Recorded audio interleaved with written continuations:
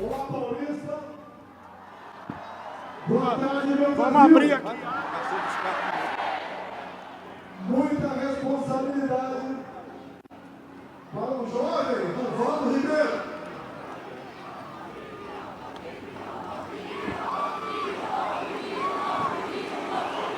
Que saiu pelo mundo.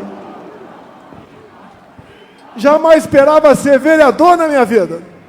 Maestro. Acabei sendo. Desculpe o gesto. Bonito demais. Fui ser deputado federal. E só um milagre explica a minha eleição para presidente em 2018. Milagre da vida. E que entendo eu, na minha fé, um propósito de Deus. Quem me acusa pode ter muita coisa ao seu lado, mas nós temos 3 que eles não têm. Nós temos Deus, a verdade e grande parte da população brasileira. Vocês me fortalecem para ser o porta-voz de vocês. Vi agora há pouco aqui uma faixa, diga-nos o que fazer. No final eu falarei. As coisas acontecem na vida da gente. Em 2014, decidi disputar a presidência. Estava lá na Academia Militar das Agulhas Negras. Está no YouTube. Ali eu falei o que aconteceria ao longo dos próximos 4 anos. A sobrevivência em Juiz de Fora. A eleição. Depois, vocês não imaginam a coragem, Tarcísio, para você convidar e as pessoas aceitarem a ser seu ministro. As pessoas ocuparem funções em bancos oficiais e também nas estatais. Confesso a vocês, essa segunda parte foi muito mais difícil do que a primeira. Mas ficou uma marca no meio de vocês, que o Brasil tem jeito. É só não roubar que a gente vai para frente. Na política, ô Satir, é você aprender a dizer não, e não sempre sim. Jamais poderia eu imaginar que um dia estaria falando para um grande público sobre justiça, anistia, direitos, perspectiva, futuro do seu país. O que aconteceu? Por muito tempo, deixamos de lado a política. Sempre dizíamos que os políticos eram todos iguais. E as cadeiras vazias foram ocupadas com este pessoal da esquerda que está aí. Em 2018, quem decidiu a eleição foi esse cara aqui.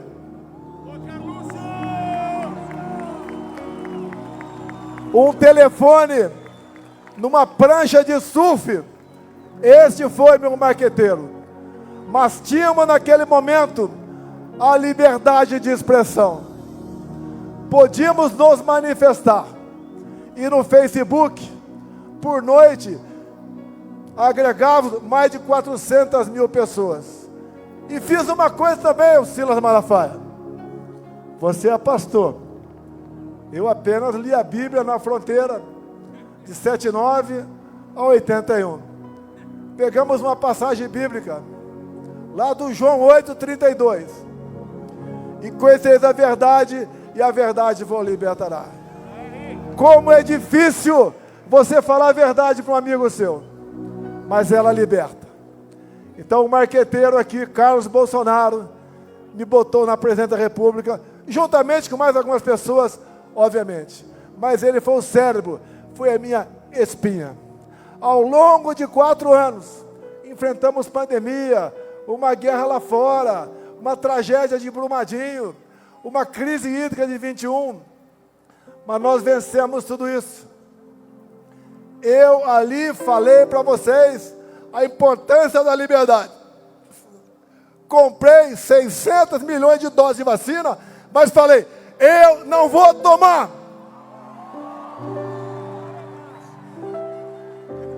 Você tem que ter liberdade para escolher o seu futuro.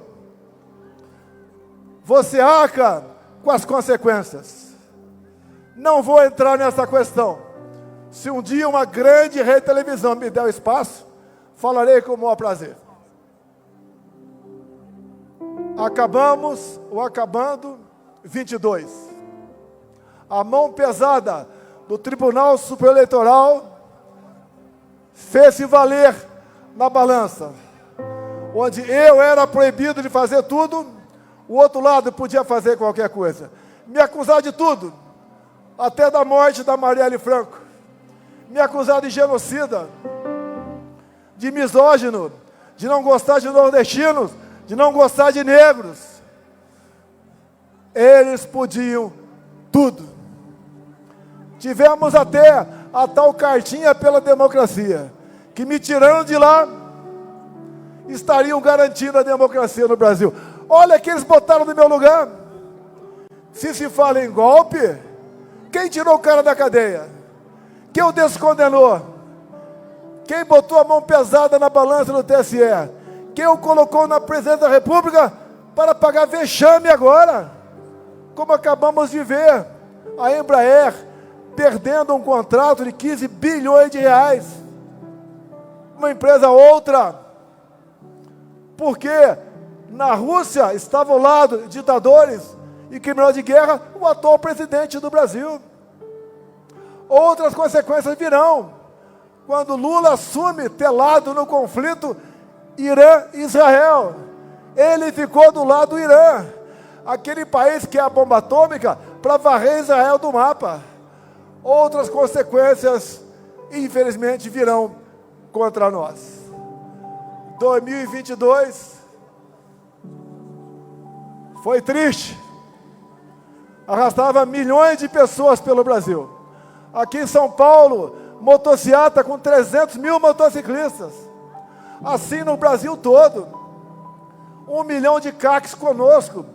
Homens e mulheres da segurança, 1 milhão de pessoas, a grande maioria conosco. O agro conosco. Quem produzia conosco. Os mais humildes do Nordeste, levamos água para lá. Até, prezado governador Zema, o Vale de Jequitinhonha, região mais pobre do seu estado, nós conseguimos, com o nosso ministro Saxida, regularizar a exploração de lítio naquela região. Em Minas, nós resolvemos a questão da cota 762 de Furnas. Em Minas, nós conseguimos, junto com o Tarcísio, 3 bilhões de reais para o metrô de BH. Nós fizemos o possível. Não esperava, confesso, aquele resultado. Mas no dia 1º, eu me pronunciei à nação e comecei dizendo: vão sentir saudades da gente. Você só sente saudades quando alguém vai embora. Ali eu anunciei que estava indo embora. Falei também que nós não somos iguais à esquerda. Nós respeitamos a Constituição, a família. Falei muita coisa. Numa cadeia, num grupo enorme de jornalistas. No dia seguinte, o Brasil estava parado, com quase 1.000 pontos de estrangulamento de caminhoneiros. Eu tive a humildade de fazer um vídeo e pedir aos caminhoneiros para que desobstruíssem as pistas, porque o Brasil pagaria um preço muito alto no tocante à economia. Se eu quisesse o tumulto, o momento seria a partir daquele, com a boa vontade dos caminhoneiros. Ato contínuo, a pedido do atual mandatário. Fizemos a transição pacífica, elogiada por Geraldo Alckmin, que foi o responsável para receber isso do nosso lado. nós nomeamos 2 comandantes de força a pedido desse cara que está no governo agora. Quem quer dar golpe, nomeia comandantes a pedido do opositor. No dia 30 de dezembro, graças a Deus, resolvi sair do Brasil. Algo me fez sair do Brasil. Não era apenas para não passar faixa. Jamais eu passaria faixa para um ladrão.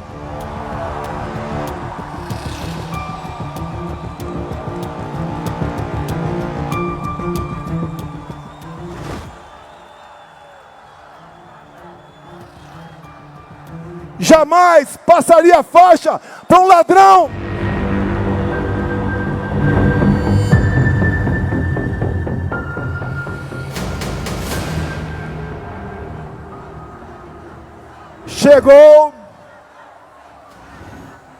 Chegou o fatídico 8 de janeiro.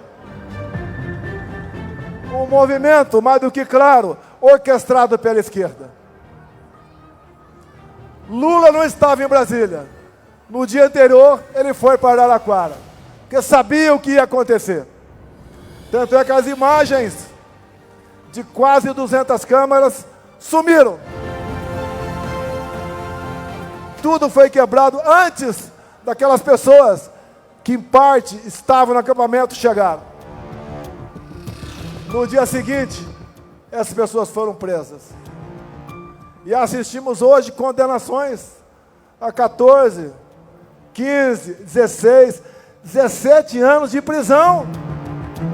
Como a semana passada, uma mulher com 7 filhos, 6 menores, foi condenada a 14 anos de cadeia. Essa mulher era golpista? Como a Débora, que seus familiares estão aqui agora. Por Maria foi confirmado 14 anos de cadeia, ela com 2 filhos pequenos. Isso não é justiça, é uma brutal injustiça.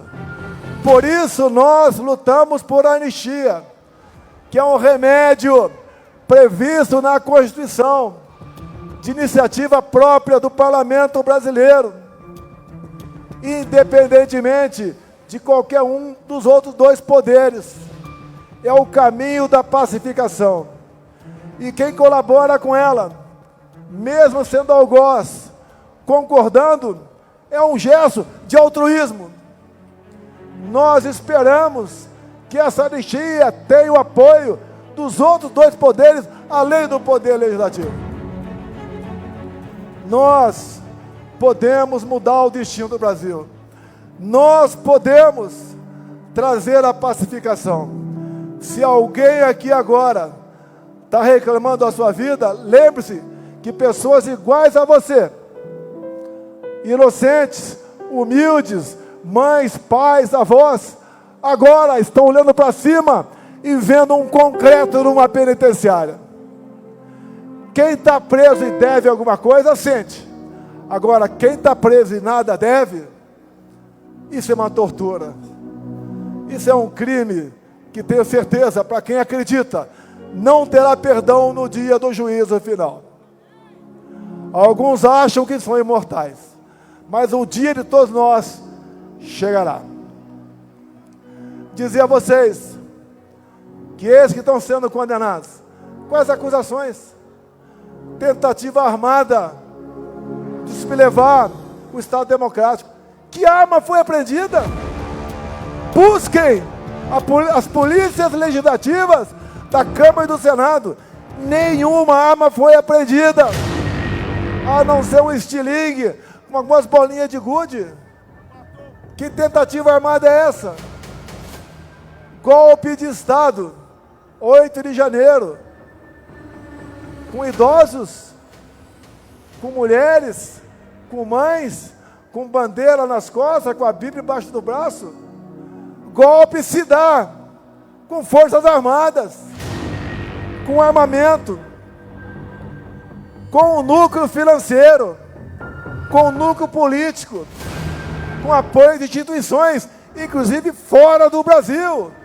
Que golpe é esse, meu Deus do céu? Onde, inclusive, o atual ministro da Defesa, José Múcio, disse há poucos meses, no programa Roda Viva, que 8 de janeiro não foi golpe. Mais ainda, 2 outros ex-ministros da Defesa falaram a mesma coisa. Nelson Jobim e Aldo Rebelo. Mais ainda, José Sarney falou a mesma coisa. E poderia aqui dizer o mesmo para quem está no carro de som.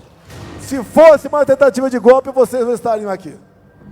E nós queremos justiça, queremos pacificação, queremos o bem do nosso país. E agora, para atender uma pessoa da faixa aqui agora, o que fazer? O ano que vem temos eleições.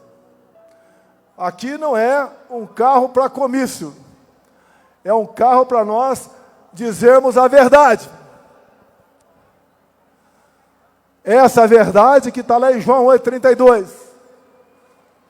Se nós queremos que o nosso time seja campeão, nós temos que investir. Nós temos que acreditar. Nós temos que entender que as coisas não acontecem de uma hora para outra. Quantos aqui demoraram um tempão para conquistar sua amada ou seu amado? E depois valeu a pena o sacrifício. Dizia a vocês, não interessa onde eu esteja, não interessa a covardia que porventura façam comigo, porque eu tenho a certeza que o objetivo final não é prender, é eliminar. Logicamente não quero ser preso e nem morto, mas não posso fugir da minha responsabilidade, não posso fugir da verdade, não posso fugir da minha palavra para com vocês. E digo, estaria muito bem se estivesse do outro lado, mas não estou. Estou do lado de Deus, pátria, família e liberdade. Se vocês me derem, por ocasião das eleições do ano que vem, 50% da Câmara e 50% do Senado, eu mudo o destino do Brasil. Tarcísio, quando eu falo isso, tem outros 50% para o republicano, para o PSD, para o PP, o MDB, União Brasil. Se vocês me derem isso, não interessa onde esteja, aqui ou no além, quem assumir a liderança vai mandar mais que o presidente da República. Com essa maioria, nós elegeremos o nosso presidente da Câmara, o nosso presidente do Senado, o nosso presidente do Congresso Nacional, a maioria das comissões de peso no Senado e na Câmara. Lá no Senado, nas sabatinas, nós decidiremos quem prosseguirá nessa missão ou não. Nós indicaremos os integrantes das agências. Nós escolheremos, e não o presidente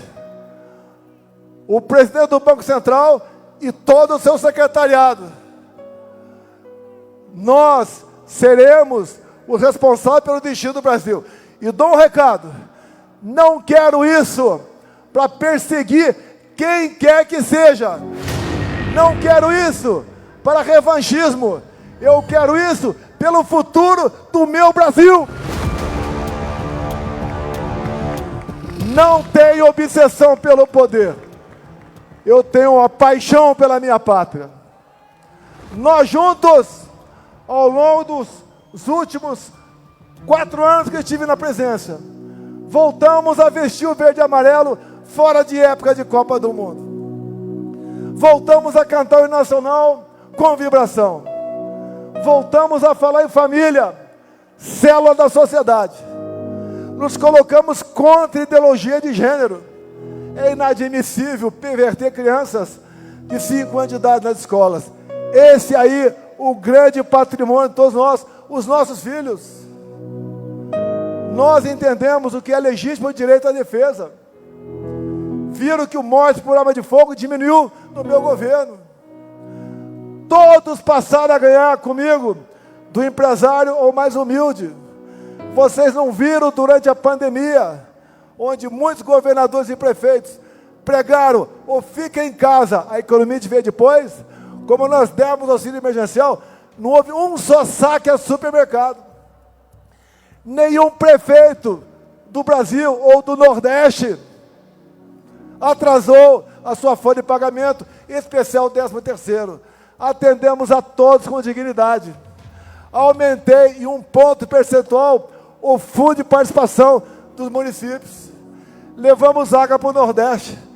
Triplicamos o Bolsa Família, mostrando que quem porventura arranjasse um emprego, ainda ganharia mais R$200. O Brasil estava voando. Tivemos uma excepcional política externa, capitaneada, em especial, pelo Ministério da Agricultura, da Tereza Cristina. Comércio com o mundo todo. O Tarcísio, com apenas 7 bilhões por ano, fez milagre.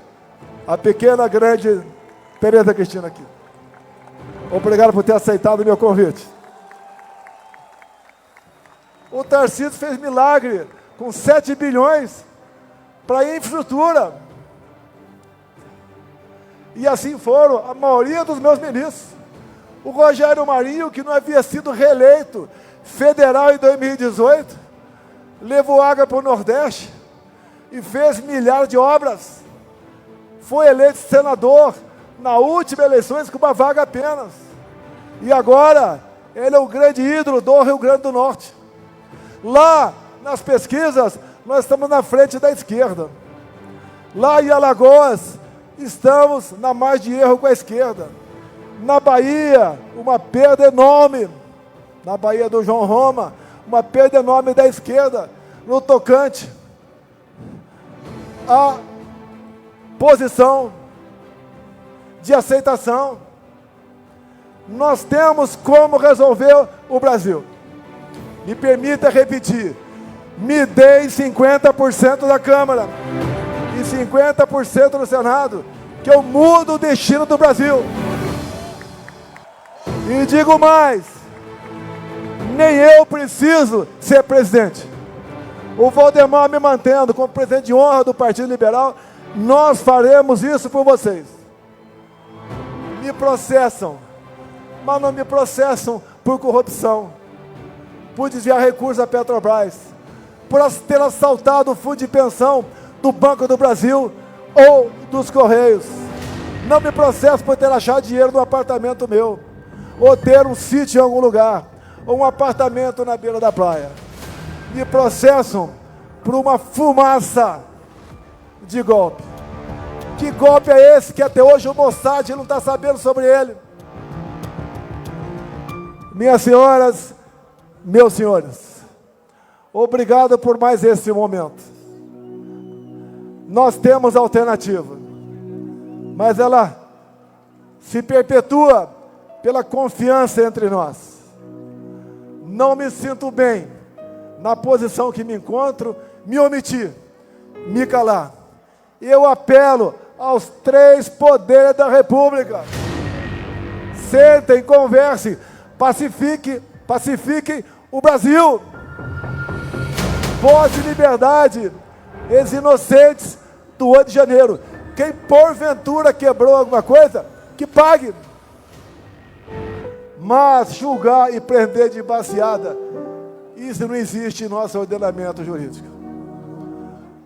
Não quero crer que seja vingança de uma pessoa ou de outra. Todo o Brasil sabe o que está acontecendo. Nós queremos um Congresso altivo. Nós queremos um Supremo respeitado.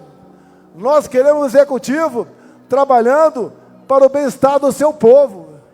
E não em alianças momentâneas por parte de uma minoria em causa própria. O Brasil é um país fantástico. Repito, ninguém tem o que nós temos. Quem tem uma biodiversidade como a nossa, terras agricultáveis como a nossa, belezas naturais, um povo amigo, as mulheres mais bonitas do mundo estão aqui no Brasil. Me desculpe os casados, mas eu sou casado com a mais bonita das bonitas. Nada como homem com o seu coração apaixonado. E 3 Is. A todos vocês, muito obrigado por esse momento. Vamos nos preocupar com as eleições do ano que vem. Vamos mudar o destino do Brasil. Obrigado, São Paulo. Obrigado, Brasil. Brasil acima de tudo. Brasil acima de tudo.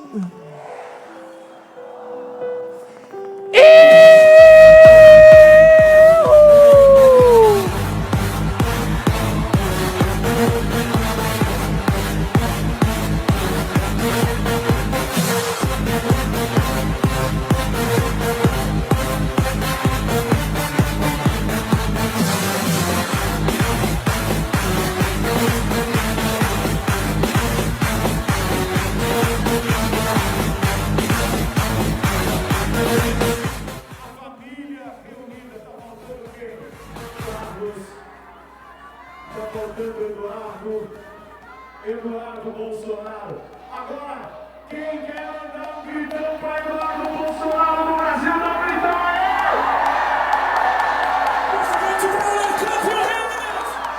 E agora, minha gente, eu quero agradecer a presença de cada um de vocês e remarcar, dizer que no dia 7 de setembro nós vamos votar a Paulista no